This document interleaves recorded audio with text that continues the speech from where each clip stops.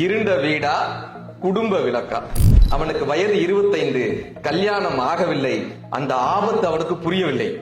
நல்ல நேரத்தில் திருமணம் முடிந்தது. திருமணத்தில் நல்ல நேரமும் முடிந்தது. 5 வருடம் ஓடியது. குடும்ப விளக்கு கொடிய விலங்காய் மாறியது.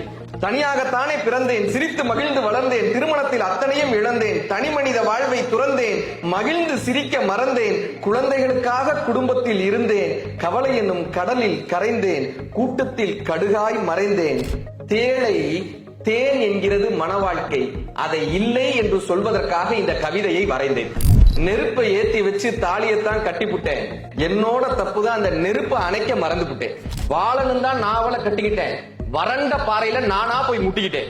பெத்த பிள்ளைகள் மிரல, பெருசாக்கணுமா உன் குரலை, காப்பாத்த கடவுளும் வரல. பாவம், அவர் பொண்டாட்டி பெர்மிஷன் தரல. திருமணத்திற்கு முன் வீடு இருண்டு கிடந்தது, வாழ்க்கை வெளிச்சமாக இருந்தது. திருமணத்திற்கு பின் வீடு வெளிச்சமானது, வாழ்க்கை இருண்ட வீடாய் போனது.